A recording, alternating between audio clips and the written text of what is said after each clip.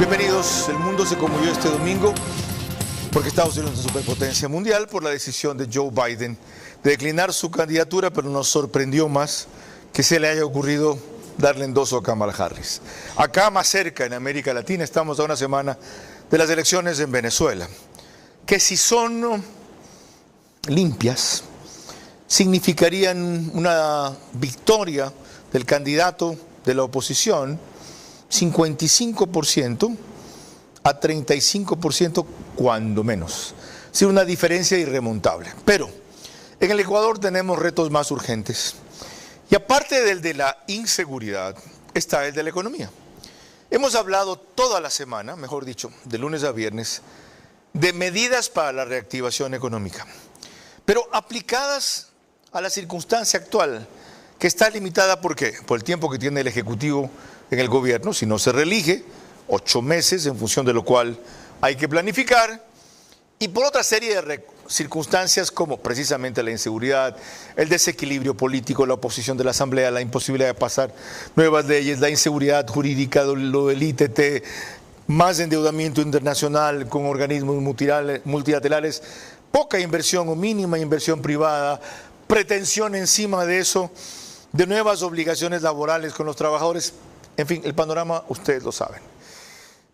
Habló el lunes un exministro de Finanzas, el martes líderes sindicales, el miércoles el sector de la construcción, el jueves líderes empresariales y el viernes sector turístico.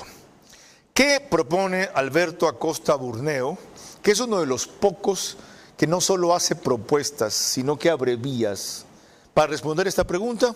¿Y qué opina él de los criterios que hemos recopilado? Es lo que vamos a hacer en los próximos 60 minutos. Convencidos, o convencido por lo menos yo, que todavía es posible o crear o impulsar la recuperación, la reactivación económica, que es más bien recuperación, y que lo necesario es insistir, aclarar, presionar, demostrar más que de que es necesaria, que es posible.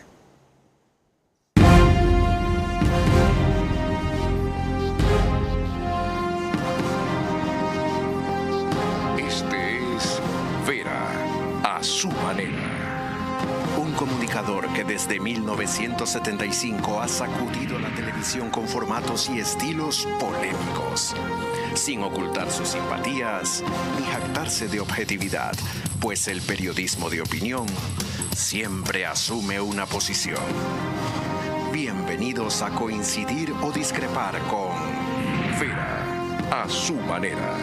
Opinión con propósito. Democracia.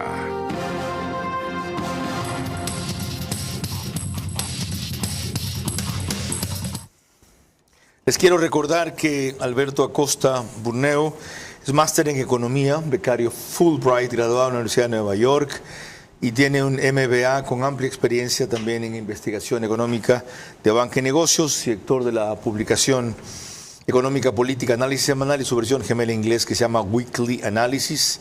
Consultor económico en potenciación de emprendimientos, estudios de mercado, conferencista sobre múltiples escenarios macroeconómicos, requerido con frecuencia por medios de comunicación para orientarnos en esta materia, articulista de Vistazo. Economista, bienvenido. Gracias por cerrar con nosotros esta serie y sacrificar algo de su día de descanso para que en adelante tengamos mejores días.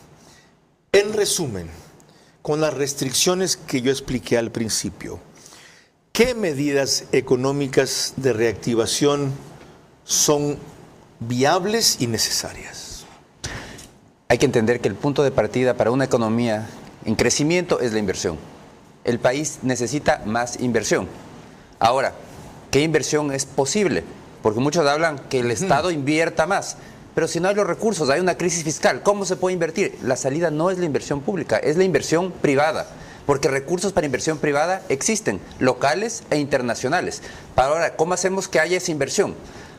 Hay primero un tema de trámites. Tenemos que abrir la puerta a la inversión en la realidad. Hay infinidad de barreras de entrada a la inversión. Segundo, tenemos que seguir volviéndole competitivo al país, seguir abriendo mercados. Eso es fundamental para que el Ecuador sirva para producir para el mundo. Tercero, el financiamiento. Necesitamos acceso a más ahorro, porque todos hablan de reducir tasas de interés, pero esa no es la salida. Lo que tenemos que tener es más ahorro disponible para prestar. Y para eso tenemos que enlazarnos a los capitales internacionales. Esa es una reforma fundamental. Cuarto, una reforma laboral. Tenemos que ser competitivos laboralmente. No estamos en una isla y podemos hacer lo que nos da la gana. Tenemos que ver cuál es el estándar internacional. Y quinto, en tema tributario, tenemos que ser competitivos tributariamente hablando. Al final del día, todo esto se resume en crear competitividad para que el país sea un lugar para invertir. Esa es la salida para poder crecer. Ok. Yo me referiría a las primeras tres. Para empezar, creo que la reforma laboral, que es el cuarto punto, siendo necesario por la circunstancia de la Asamblea, no es viable. Usted me dirá si se pueden hacer otras sin necesidad de la Asamblea. Algunos reglamentos del Ejecutivo ya pueden cambiar las cosas. Por ejemplo, hay una iniciativa respecto a sindicatos o contratos colectivos, pero, ok, abrir las puertas a la inversión extranjera. Una forma es destrabando los tiempos. Inversión extranjera sí hay, dice usted. ¿Cómo sabe que sí hay? ¿En qué proyectos? ¿Para qué sectores? A ver, hay sectores, sobre todo de recursos naturales, donde hay muchos interesados en invertir. Conozco de casos puntuales. Por ejemplo, en el sector petrolero, empresas que ya están en el Ecuador, que tienen permisos ingresados, solicitudes para poder perforar un pozo adicional que toman 2 años y no hay una decisión. Ellos ya están aquí, han puesto plata en el país, quieren invertir más, pero no se les da una solución. Esta es la realidad, no solo de ahora, esta es la realidad permanente. Okay, entonces, es una novedad, es decir, aquí bastaría una autorización para que empiecen a trabajar. Hay que destrabar esos procesos, porque aquí hay procesos, permisos ambientales que no se otorgan porque el ministerio está lleno de trabajo, desbordado de trabajo, porque tiene miedo a Contraloría. Los funcionarios no ponen una firma porque saben que les puede caer Contraloría. Existe una inseguridad jurídica para el funcionario público. Ser un funcionario público que pone firmas es arriesgar el pellejo. Te cuento algo de los permisos ambientales. Hablé otro día con Sade Fritzi. Me dijo que habían 12.000 represados que hicieron una depuración y solo son viables 8.000, que de los 8.000 han despachado 3.000 y que quedan por despachar 5.000 y que esos 3.000 permiten inversiones por 1.100 millones de dólares. ¿Qué pasa que eso no se concreta? Exacto. Y esto no es algo nuevo. Esos permisos represados, en el gobierno anterior el ministro hablaba de 20.000 permisos ambientales represados. Entonces vemos que es una constante. Aquí hay un tema de fondo, hay un tema de la inseguridad jurídica de los funcionarios, es decir, no hay el respaldo, quien pone una firma pone en riesgo, pero hay un tema mucho mayor de este bloqueo a la inversión y es ese concepto que nace de la misma Constitución, ese concepto equivocado de los sectores estratégicos. Ya, eso es lo que no quiero que hagamos. O sea, no nos vayamos a lo que ahorita no podemos cambiar, tiene usted razón. No, pero es que sí podemos cambiar, a ver, aquí hay distintos niveles. No podemos cambiar lo que son sectores estratégicos. No podemos cambiar la Constitución, pero a través de normativa inferior, el día de hoy, como ya lo está haciendo poco a poco el gobierno, se puede ir abriendo la puerta, porque la Constitución dice, digamos, el punto de partida es un error decir sector estratégico equivale monopolio estatal. Correcto. Eso es un sector estratégico. Pero dice, hay una cláusula que dice, por excepción, toleramos a la inversión privada. Entonces, eso significa discrecionalidad. Pero a través de normativa inferior se puede abrir esa puerta lo más posible. Ejemplo súper interesante. ¿Eso fue lo que hicieron con el gas? Por supuesto. Ese es un ejemplo de la permitir la comercialización de gas que no estaba permitida, porque a través de la normativa se la había bloqueado. Es decir, sí es posible, ahí bastó el reglamento. Es que es posible, y se puede hacer en petróleo, se puede hacer en minería, se puede hacer en todas las áreas. Claro, no es el mundo ideal. El mundo ideal es cambiar desde la Constitución para que no haya el concepto de monopolio estatal. Pero por ahora eso abre la brecha. Pero exacto, al tener esa puerta, lo que hay que hacer es que normar esa puerta para que sea lo más amplia posible, para quitar la discrecionalidad, porque cuando se dice por excepción, eso hay que leerlo como discrecionalidad de un funcionario que tiene que aprobar cuál es esa excepción. Entonces la normativa se la puede cambiar sin ir a la Asamblea, no necesita de cambios de la Asamblea, y se lo está haciendo, ya se lo ha hecho en el sector de gas natural, por ejemplo. Muy lento, pero ese caso es básico. Ahora, ¿por qué no se dedica más el gobierno a eso? Entiendo que es porque tiene otros frentes con los cuales combatir, pero deberían dedicar a alguien que se aplique específicamente a destrabar esos nudos, como les llaman, o cuellos de botellas, como les llaman. Y eso tiene que partir desde la Secretaría General de la Administración, ya con alguien que él delegue para hacer eso, porque no puede estar en todo. Segunda cosa, usted debe haber venido los 5 días. Y debimos de haber discutido así los 5 días. Porque esto es lo que hace falta, es decir, ¿cómo que usted está contestando, precisar en qué, cuánto.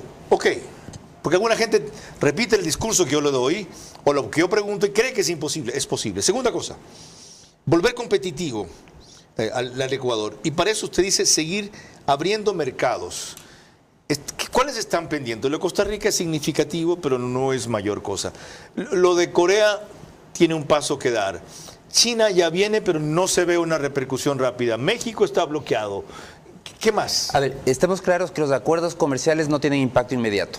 No es una medida de corto plazo. Son esos pasos que hay que dar hoy para tener resultados en 5 años como mínimo, porque las negociaciones toman algún tiempo y después concretar los beneficios implican inversiones, porque no es que la producción aumenta inmediatamente, hay que hacer inversiones, hay que cumplir requisitos. Por eso el acuerdo con China, cuando en los periódicos leemos y dice, no ha crecido, ya tenemos un mes de acuerdo, es que no va a crecer en un mes, va a crecer en 2 años, 3 años, 5 años, esto toma tiempo, hay que invertir. Pero es importante seguir abriendo mercados, en todos los mercados. Corea del Sur es muy importante que se concrete y el Ecuador tiene que seguir buscando mercados en países desarrollados, en países del tercer mundo, tenemos que seguir buscando. Y evidentemente con Estados Unidos, que no hay la puerta desde el lado norteamericano, lamentablemente, y si gana Trump no va a haber tampoco una cabida para una negociación, pero eventualmente puede haber, y tenemos que seguir buscando una relación positiva, cercana a Estados Unidos para mejorar nuestra relación. Entendido. Vamos al tercer punto entonces, financiamiento. Tenemos que tener más enlazamiento, dice usted, con capitales internacionales. ¿Qué es eso? A ver, al final del día la tasa de interés depende de la cantidad de ahorro disponible, ahorro real. No es de la cuestión cantidad de billetes, porque si tuviéramos la maquinita de imprimir billetes, ya no tenemos maquinita de imprimir billetes. Depende de a qué precio está en el mercado internacional y eso no lo controlamos nosotros. Y nosotros dependemos de la cantidad de dólares reales, de ahorro real que podamos traer. Entonces, un país que requiere de más financiamiento y que además que requiere de financiamiento más barato, la solución no es fijar tasas de interés para que sean más bajas. Ese es un absurdo, porque eso no aumenta la cantidad de ahorro, eso lo hace más escaso, porque los ahorristas van a ahorrar menos. Si usted le baja la tasa de interés, tiene que pagar menos al ahorrista, el ahorrista ahorra menos, hay menos dinero para prestar y hay menos crédito. ¿Liberar las tasas entonces? Pero claro, hay que ir hacia una liberación de tasas, pero esa es la última medida de una cadena, porque lo que tenemos que hacer es lograr que haya más atracción de ahorro. Es igual que pensemos en cualquier producto. ¿Hoy cómo? Si ahorita no es posible liberar las tasas de interés y no seguir con esto de las banditas graduales de arriba abajo, ¿hoy cómo? ¿Cómo hacemos atractivo el ahorro? Lo que se ha hecho, para hacer atractivo el ahorro, que sí se ha hecho y que es positivo, es un sistema flexible de techos de tasas de interés. No es el ideal, nuevamente, pero es algo que se ha podido hacer. ¿Qué significa eso? Que la tasa, el techo de tasa ya no es un valor fijo, que eso estaba ahorcando el crédito. Tuvimos en 2022 una escasez de financiamiento productivo y corporativo porque había un techo fijo, el costo del fondeo subió y no permitía que suba. Entonces eso garantizaba... se disparó el 2023, pero otra vez se ha contraído el 2024. Entonces, el problema es que necesitamos tener mucho más ahorro, pero la medida ¿Y si inmediata... sigue vigente el mismo sistema, ¿por qué no siguió creciendo? Lo que hay que estar muy claro es que el crédito más costoso es el que no existe. O sea, si usted bloquea el crédito, pone un techo bajo, no es que está beneficiando a todos. Lo que está garantizando es que a todos los que hubiesen podido acceder a crédito por encima de esa tasa ya no lo van a tener. Es escasez de financiamiento. Es decir, está perjudicando a quienes supuestamente quiere beneficiar. Entonces, ¿cómo hacer que haya más? Lo que debe preocuparnos es una política inversa a lo que se han preocupado hasta ahora. Hasta ahora ha sido la preocupación absurda evitar que salgan los dólares. Es un absurdo, porque los dólares no están en el Ecuador. Correcto. El 99,9% de los dólares del mundo están en el exterior. Entonces, el objetivo de política económica tiene que ser cómo atraemos más dólares. ¿Cómo atraemos más dólares? Liberando el flujo de capitales. Tenemos que ir, no es un tema que inmediato, toma su tiempo, pero tenemos que ir hacia una eliminación del ISD, que pueda haber que los depositantes de Colombia, de Perú, puedan depositar en el Ecuador. Otra vez, pues no nos vayamos por ahí, yo solo quiero lo inmediato, sin desmerecer el largo plazo. Es decir, que ahorita a corto plazo, no tocar las tasas de interés, lo mejor que se puede hacer, bajarlas disminuiría aún más el ahorro. Lo que se está haciendo y que se puede seguir haciendo en el resto de segmentos es ir hacia este tema de techos flexibles, porque eso permite que se nivele la realidad. Este momento el dinero es caro en el Ecuador y en el mundo. Entonces, tener una tasa fija, lo único que garantiza es que haya escasez de crédito. Es el peor de los escenarios. Sí, es mejor tener un crédito caro a no tener crédito, porque el no tener crédito es absolutamente costoso. Entonces hay que ir hacia un esquema de tasas flexibles. En el resto de segmentos ya muchos ya se ha ido y eso da un cierto respiro, incentiva a seguir ahorrando. Okay. Y tenemos que trabajar en los temas de fondo que toman tiempo, porque estas leyes no se hacen. La reforma, eliminar el ISD, una reforma para adoptar normas de Basilea III, es fundamental. Okay. Porque si queremos atraer depositantes, el sistema financiero tiene que tener un nivel de regulación del primer mundo, de primer orden. Que no perdamos de vista el corto plazo, sin por eso desmerecer algunas cosas que él ha probado, que sí se pueden hacer en el corto plazo, pero que son insuficientes si no responden a un proceso continuo. Es decir, si es una medida aislada, no nos la van a creer. Van a ver ustedes que a lo largo del programa, cuando recordemos lo que dijeron los invitados aquí el lunes a viernes, puntualmente se va a pronunciar sobre algo que ha tocado o con más precisión sobre algo no abordado todavía. Les recuerdo que estamos por Facebook y YouTube, de ver a su manera. En Stream TV Cable, el canal es 15 de Vito TVO o 709, también de Vito TVO si prefieren alta definición. En DirecTV el canal es 194, Manavisión es de eso. Señal abierta solo en Manaví, canal 9. Domingos es el único día que no nos acompaña RTU, pero ya van a ver ustedes que estamos en otras cableras gracias a Macro cuando Lorena se los cuente más adelante. Radio Centro 101.3 FM nos retransmite en audio y en imagen para sus plataformas digitales. Candela con K, 89.3 FM en Puerto Viejo. La Bonita del centro del país, 89.3 FM desde Riobamba. Para Chimborazo, Cotopaxi y Tungurahua. Y en Quito, Radio Sucesos, 101.7 FM, líder en información en la capital de la República. Lorena. Buenas noches a todos los que nos ven y nos escuchan. Empecemos recordando para lo que el ministro de Finanzas, Juan Carlos Vega, es clave para la reactivación económica. La fuente, Radio Sucesos.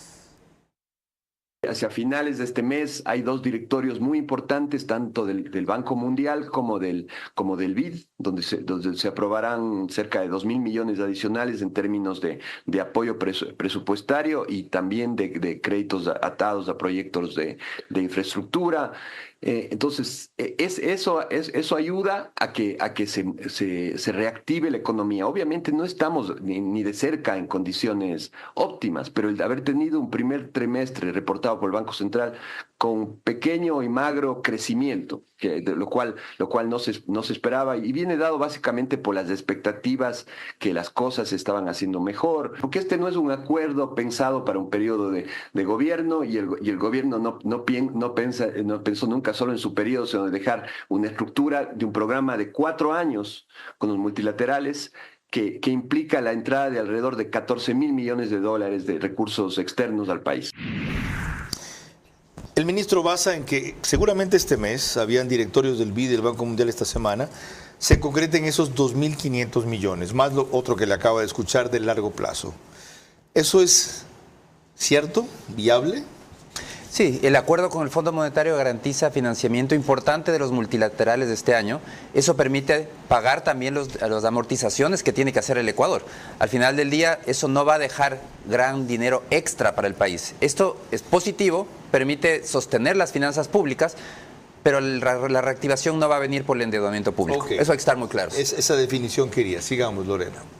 Ahora revisemos lo que dijo aquí un exministro de Finanzas, que básicamente tenía que ver con ampliar la concesión de crédito, para lo cual tocaría bajar las tasas de interés.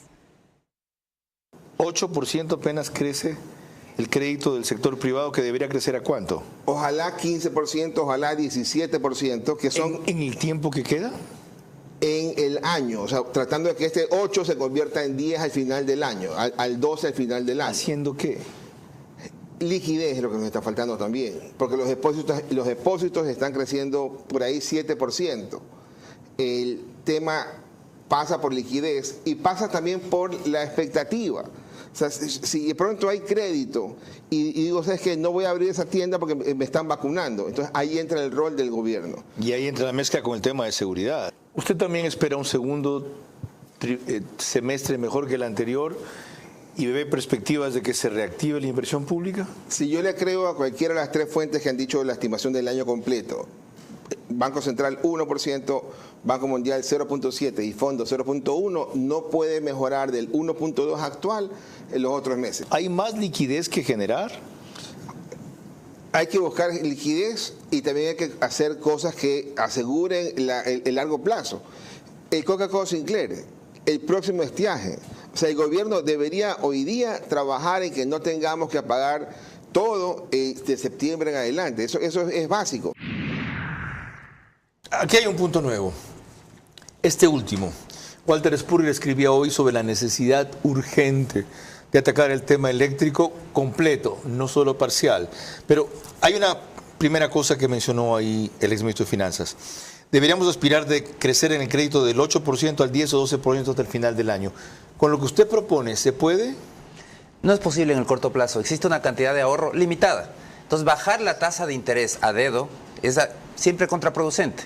Implica menos ahorro, que haya menos dinero para prestar y que haya escasez a quien solicite crédito. Es decir, ahí empiezan las limitaciones al crédito por lado administrativo, porque no hay suficiente ahorro. Ok. ¿Cómo manejamos la emergencia eléctrica para que no trabe o bloquee la incipiente reactivación económica que sentimos? Bueno, hay un tema urgente, emergente. La contratación de la barcaza es absolutamente necesaria. Resuelta. Y eso, ya está. Y eso es ¿Debe haber importante. una segunda barcaza? Debe haber, porque con eso la cantidad, la que va a generar esa barcaza todavía es insuficiente. Entonces tiene que haber una segunda barcaza y tiene que mejorarse y eliminarse todas esas trabas que existen para la inversión privada. Para la inversión privada en el uso del gas natural, para la inversión privada en las termoeléctricas, todos esos límites que existen a la generación privada. Existen límites a lo que un privado puede autogenerar. Es absurdo. Y se puede hacer con lo que usted dijo, con normativa secundaria. Totalmente, con normativa secundaria, porque es absurdo. Sí se puede utilizar los privados que emprendan autogeneración más allá de 10 megavatios que había, sí el límite. Exacto, ese límite era 10 megavatios, debería ser, no debería haber ningún límite, debería ser, mientras haya generación, bienvenida sea. Y el problema, nuevamente, vamos al monopolio estatal, porque las empresas eléctricas públicas ven como una competencia al privado. Exacto. Y por eso quieren que no produzca, que no intervenga. Pero eso en un entorno que estamos, en cualquier entorno es nocivo, pero en este entorno es absurdo, porque no tenemos apagones y no les permitimos generar electricidad y todas las normativas limitan el concepto de excepcionalidad, que los privados inviertan y después se recupera a través de la planilla. Es algo inaudito que el sector que genera más divisas para el país, el segundo producto de exportación, el camarón, esté desconectado de la electricidad. Está desconectado, no tienen acceso. Así es. Tienen que quemar diésel y usar sus propios generadores. Exactamente. Ok. Por eso van a ver que un auspiciante hoy día se dirige especialmente a ellos, es Pacific Terminal. Lorena. Cuando volvamos, los planteamientos que hicieron aquí representantes del sector de la construcción para la reactivación económica. Sobran propuestas para reactivar la economía, pero son pocas las viables ahora. Concentrarse en las principales e insistir en cómo hacerlo es urgente. No basta plantearlas una vez. Toca ser la gota que perfora la piedra de tanto caer en el mismo lugar. Mañana va a estar aquí Valentina Centeno, jefe de bloque de ADN y asambleísta por ese partido de gobierno. Les recuerdo que el reprise del programa es en One Plus, Canal 14. El mismo número en las 3 cableras que lo reproducen, 14. Solo que 48 horas después, 6 de la mañana, en Extreme TV Cable, CNT, Claro TV. Más o menos 100,000 visitas al mes, 4,000 por día. El periódico digital Ecuador en Vivo lo reproduce en resumen en su portal de noticias y página principal, apenas concluye. Y en el oriente nos siguen por Nina Radio, 104.7 FM, desde Puyo para 3 provincias más, adicionalmente a Napo. Retomemos el tema, Lorena. A lo largo de la semana repasamos la opinión de distintos sectores para generar reactivación económica. He aquí la propuesta de un líder sindical. ¿Qué debería hacer el Estado primero? Que las 2 empresas paguen las deudas impugnadas, Carlos. Si están impugnadas, Movistar no lo tienen que pagar todavía. Pero ¿ganó el Estado esos juicios? 81,000 millones, perdón, Movistar. Y claro... 81 millones. 81 millones, perdón. 81, sí. Y claro, 55 millones. ¿Ya? Entonces, le obligo yo primero a que cumpla. Y segundo, obviamente, a mejorar el servicio. Paguen las obligaciones, porque impugnan solo en el marco de una política de alargar el proceso en vez de cumplir luego de haberse servido del Estado ecuatoriano. Ya. Ese dinero, aparte de el que propone que cobren José Villavicencio, se estima al menos en 560 millones. El acuerdo está casi cerrado, debe anunciarse la próxima semana. Aquí, o más a tardar en 10 días después por el Ministro de Telecomunicaciones. Podría significar, si además, como va a haber después, habla de otro tipo de cobros, Marcela Arellano, una inyección de 700, 1.000 millones de dólares así, al presupuesto del Estado. Hay algunos errores ahí. Primero, lo que propone es irse en contra del Estado de Derecho, porque en un Estado de Derecho uno puede impugnar y acudir a la justicia. Todos tienen derecho a acudir a la justicia. ¿No llegó a su trámite final las dos deudas que menciona de Movistar? Si y Claro? están impugnadas, no conozco el caso específico, pero si están impugnadas no ha llegado a su caso, está en litigio. Entonces eso no puede irse en contra del Estado de Derecho, no hay como obligar a cobrar, eso no funciona. ¿Ya? Eso es irse en contra del Estado de Derecho y en contra de la inversión en general. El segundo error, sí, está muy bien, tiene que seguir el proceso y si demuestra que tienen que pagar, pues tendrá que pagar, eso será dinero para el SRI, pero eso significa menos liquidez en el lado privado. Es decir, elevar impuestos no dinamiza la economía, todo lo contrario, tiene un efecto recesivo en la economía y lo estamos viviendo con las recientes fuertes reformas tributarias. Le dan ingresos al fisco importantes, pero le quitan dinero a los consumidores, le quitan dinero a las empresas para invertir, al sistema financiero para otorgar crédito. Es decir, que Telefónicas máximo contaríamos con 560 millones, que era la base en efectivo que esperaba el gobierno, y lo otro va a ser en inversiones, infraestructura, compromisos. Luego van a negociar separado el 70% del espectro que faltaba, etcétera.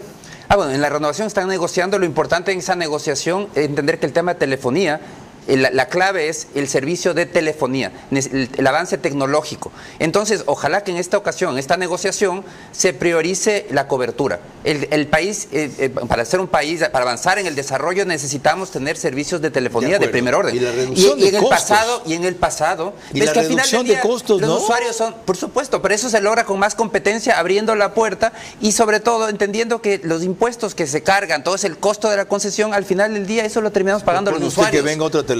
Entonces, aparte de las dos que hay, si Movistar se quería ir. Lo que se necesita hacer es priorizar las inversiones. En esa negociación, a diferencia del pasado, en el pasado el objetivo era más ingresos para el fisco. ¿Cuánto le sacaban? Porque se pensaba que era la vaca lechera. Eso no es lo correcto, porque en el mundo actual, el que no tiene telecomunicaciones, el que no tiene acceso a la telefonía y al internet, es doblemente pobre. Es una condición básica para salir adelante. Entonces la prioridad tiene que ser inversiones para ampliar la infraestructura, avanzar tecnológicamente, ir hacia la red 5G, que el Ecuador todavía no ha desplegado, otros países de la región ya lo están haciendo. Entonces hay que cambiar las prioridades en esta negociación y lo importante es ese avance tecnológico. Les recuerdo que el ministro de Telecomunicaciones dijo que el 70% estaría incluido en esta renegociación, que 5G era una cosa que se iba a negociar después tan pronto termine eso. Y las inversiones de las cuales habla el economista Alberto Acosta, que van a ser significativas según lo que tienen proyectado, deben comenzar este año. ¿Qué hablo? ¿Agosto? No. Pero septiembre, octubre, mínimo sí. Y algunas de esas generan empleo, generan trabajo, emplean proveedores privados. Lorena.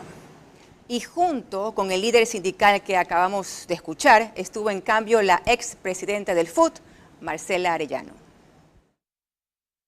Nosotros lo que estamos reclamando es justicia fiscal. Todos estos planteamientos es para asegurar que haya recaudación del Estado. El problema no solamente es la recaudación. Tiene que recaudar el Estado, tiene que cobrar a los privados lo que están evadiendo en este momento, ¿no? Eso es una necesidad imperiosa. Una segunda necesidad es a dónde van los recursos recaudados. Los recursos recaudados por gobiernos neoliberales, de pensamiento neoliberal, que han implementado la misma política y la misma receta desde hace más de 40 años, esa recaudación va para el pago de la deuda externa y eso es gravísimo.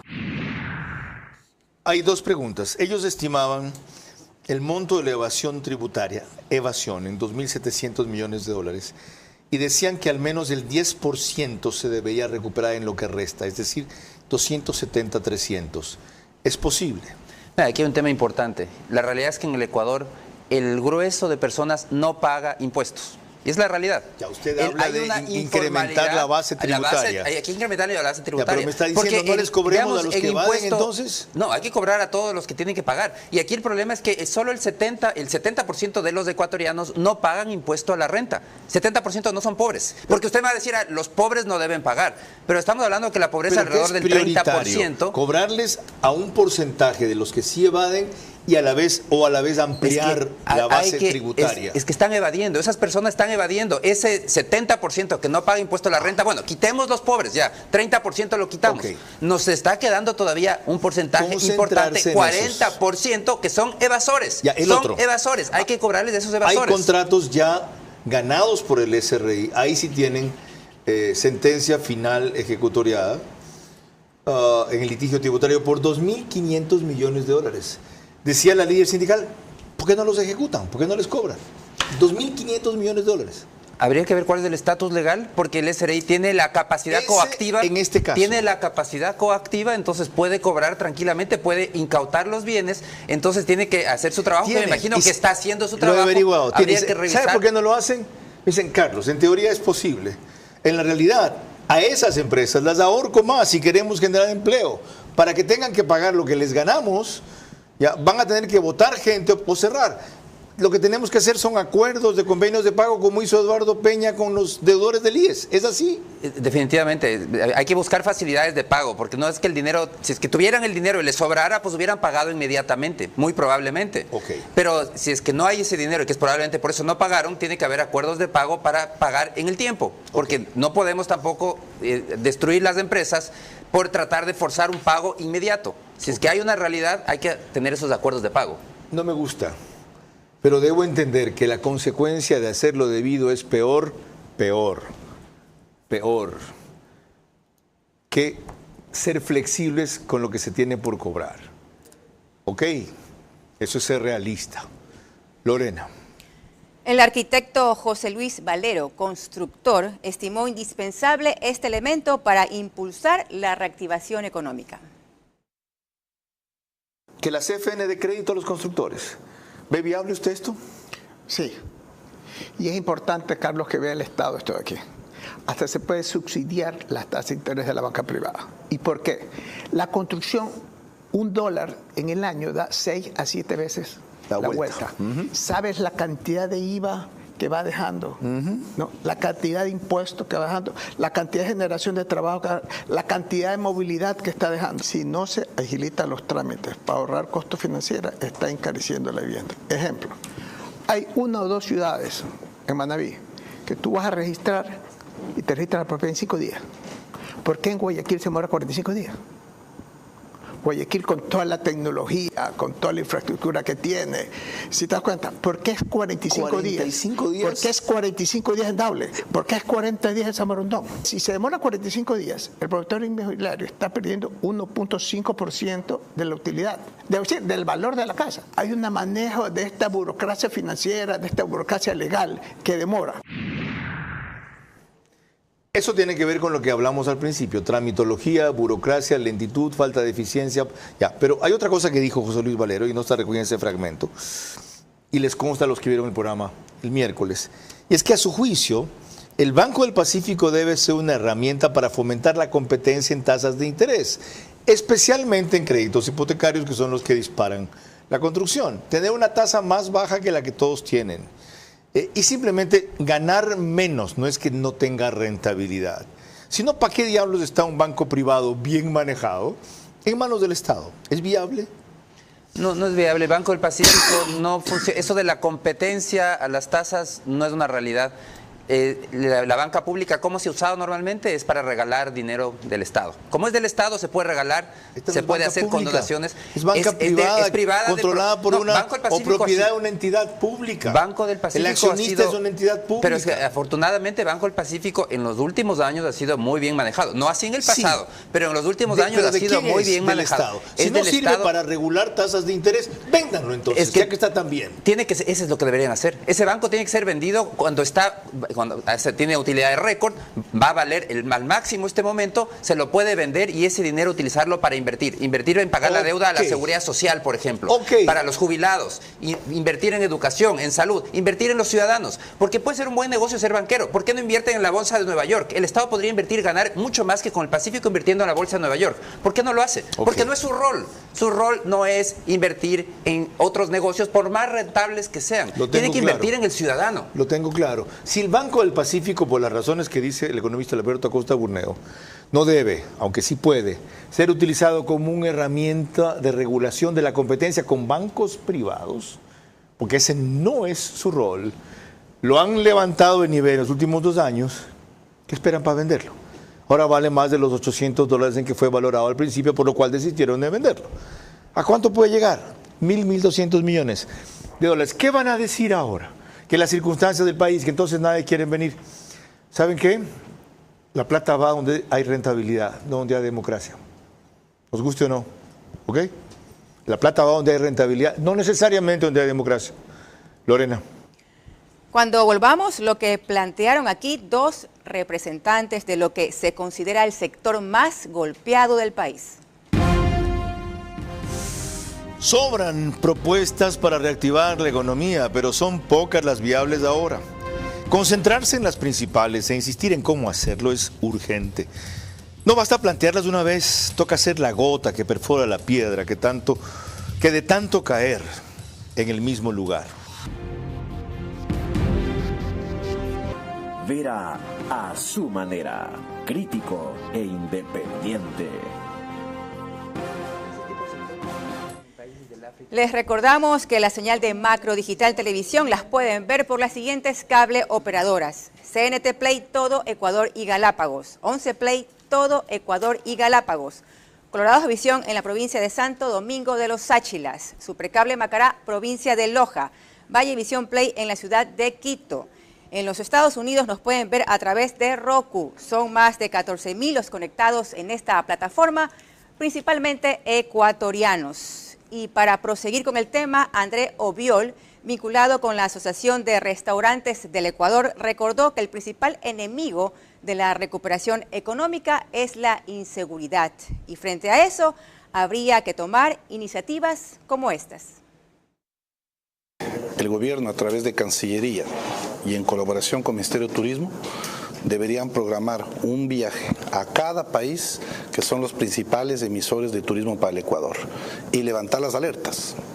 ¿Qué quiere decir levantar las alertas? Recordemos que cada país que envía turistas acá a nuestro Ecuador, pues a raíz de toda la declaratoria de estado de emergencia, guerra, comisión interna y demás, pusieron banderita roja de no viaje al Ecuador.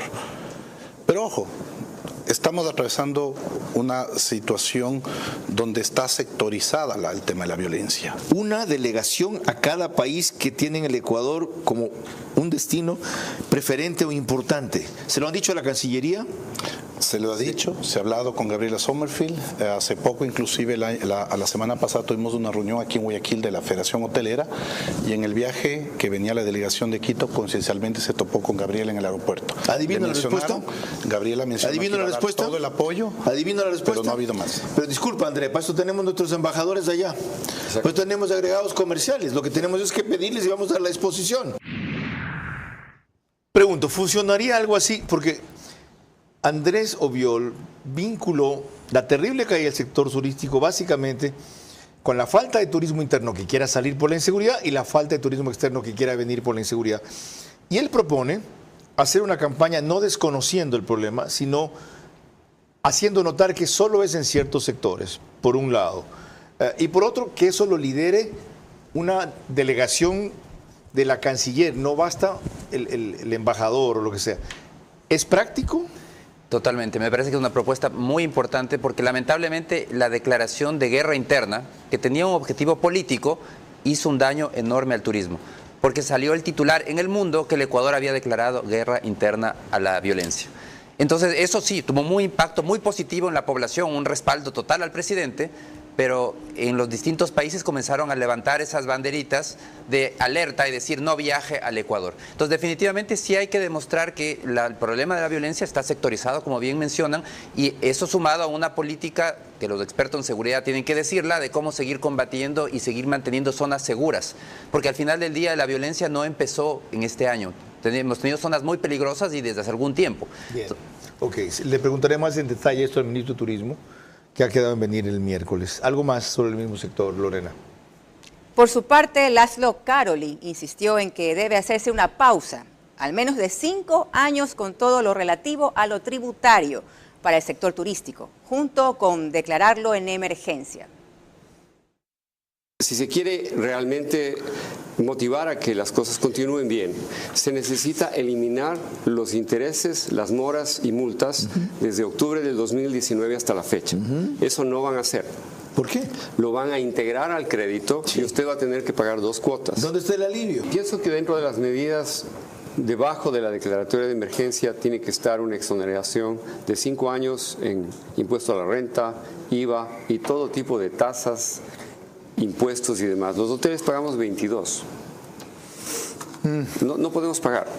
Nadie tiene la liquidez, ni siquiera para pagar la luz, el agua y el teléfono, los empleados y los gastos y suministros que sirven para mantener un hotel. Peor aún, cumplir con todas las expectativas del sector financiero que creen que nosotros somos parte de un club de millonarios. Cito 3 estadísticas nomás. La ocupación promedio de los hoteles es 35-40%. La caída de visitantes extranjeros se ha dado aproximadamente un 25%. Cerca de 11%, perdón, caída de visitantes extranjeros. Estaba pensando que cerca de 25% de los restaurantes de distinto tipo han cerrado. Lo que está pidiendo él, declarar el sector en emergencia y no nos cobren lo que debemos durante 5 años, perdónennos de esas deudas. ¿Es eso o la quiebra? ¿Cabe? Yo creo que hay que analizarlo bien porque no son los únicos sectores que están con problemas. Perfecto, al sector turístico se le va a dar esa mano y al resto de sectores, ¿por qué no? Ellos son los que con más problemas están. Entonces yo creo que aquí el tema es, hay que hacer una racionalización tributaria. La carga que tienen muchos sectores productivos, no solo el sector turístico, es irracional. Ahí hablábamos al inicio, en el tema tributario tenemos que ser competitivos en la región. ¿Y otra no vez podemos sacarles la cabeza? ¿Tributaria la puede hacer solo el Ejecutivo?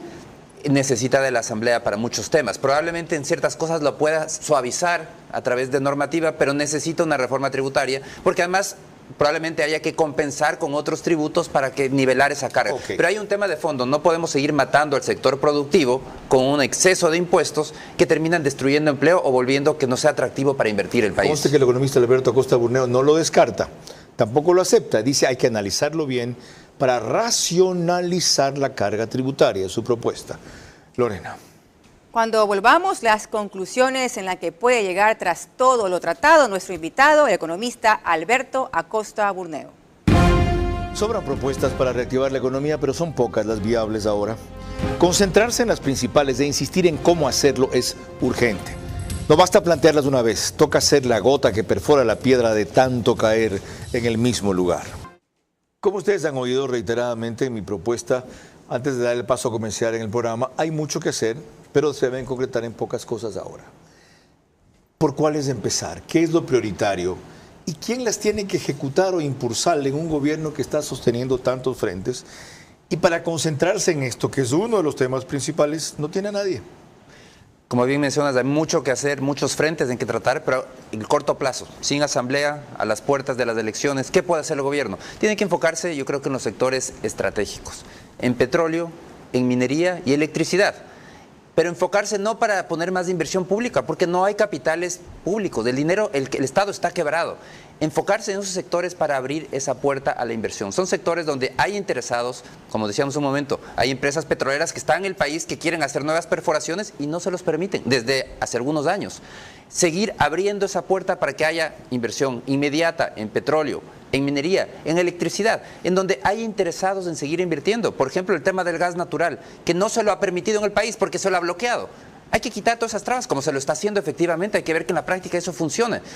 Eso implican inversiones multimillonarias que van a lograr dinamizar la economía en el corto plazo. No son la solución integral del país. El país tiene muchísimos otros problemas. Pero si tenemos que hacer algo ahora, que es la pregunta, en el corto plazo, esos son los sectores. Entonces estamos hablando del ministro de Energía, que es un superministro, que es el que tiene que encargarse de poder quitar esas trabas, permitir la inversión. Eso es todo. Ahí está lo que quería. Y este señor ha estado 20 años en el BID. Tú debes saber de qué estamos hablando, ¿verdad? Aunque le caiga de nuevo la administración del Estado y recién se desayune lo que es ser parte de la burocracia ecuatoriana. Próximo invitado, ministro de Energía, tiene que estar aquí. Lorena. Cuando volvamos, mis preguntas para nuestro invitado que deben ser contestadas exclusivamente en términos de sí o no. Sus reflexiones finales y el comentario de cierre de Carlos Vera. Sobran propuestas para reactivar la economía, pero son pocas las viables ahora. Concentrarse en las principales e insistir en cómo hacerlo es urgente. No basta plantearlas una vez. Toca ser la gota que perfora la piedra de tanto caer en el mismo lugar. Parte final de esta entrevista, el economista Alberto Acosta Burneo, que concluye con el rito que ustedes ya conocen. Le recuerdo a nuestro invitado que sus respuestas deben ser en términos de sí o no. Número 1. ¿Cambiaría usted al ministro de Finanzas una vez cumplida su misión más dura para una política más agresiva de reactivación económica? No. 2. Reactivación económica, entendida como crecimiento de al menos 2% del PIB, ¿debe descartarse? No. 3. ¿Incide el combate al narcotráfico en la reactivación económica, dado que la economía subterránea que opera de alguna forma impulsa también la economía formal? Sí. 4. ¿Tienen sentido las propuestas insistentes que se hacen de renegociar nuevamente la deuda en el periodo que resta del gobierno? No. Última. ¿Las iniciativas público-privadas para impulsar la obra pública pueden ayudar en algo a la reactivación económica? Sí. Gracias. Economista Alberto Acosta Burneo, gracias por demostrar que usted no solamente es un analista, sino un proponente o un impulsor de sus tesis, capaz además de desarrollarlas, no solo de enunciarlas, de enunciarlas, dije claro. Y celebro cerrar con él y de esta manera el programa. La serie, el ciclo 6 de cómo reactivar la economía. El Banco Central que deje de publicar sus gráficos de paso si quieren ayudar. Ya hechos los acertados. Lo que muestran ahora da señales más de recesión que de reactivación. Convengamos en que lo que hay es recuperación. Pero concentrándose en los 3 sectores que propuso Alberto Acosta Burneo, petróleo, minería y electricidad. Y destrabando o viabilizando una serie de aspectos que abren la inversión nacional y extranjera, como el reglamento del gas que mencionó, que no requieren nueva normativa o hablar por la Asamblea, haríamos bastante. La pelota está en su campo, señor ministro de Energía. Y desde Carondelet tiene que impulsarse, que se haga lo que aquí se ha demostrado que es posible en el corto plazo, sin descuidar el largo plazo. Es más, si el corto plazo se hace lo que está hablándose aquí, a mí me dijo el gerente general de Petroecuador, ¿se acuerdan? Que hay 20 empresas extranjeras interesadas, que quieren lo que acaba de decir Alberto Acosta, que se destraben las cosas, permisos, licencias, autorizaciones. Me ha contado la ministra de Ambiente que lo han hecho con 3.000, de 8.000 que fueron depurados, 12.000 que estaban represados. Ya pues, avancen, no se quejen. Es posible mejorar lo que tan solo se ha hecho bien. Lorena. Mañana a las 22 horas, nuestra invitada central será la asambleísta Valentina Centeno, jefe de bancada de ADN. Hasta entonces, recuerden que seguimos en conflicto armado interno, aunque la Corte Constitucional no lo admita. Por lo tanto, debemos tomar las debidas precauciones. Buenas noches.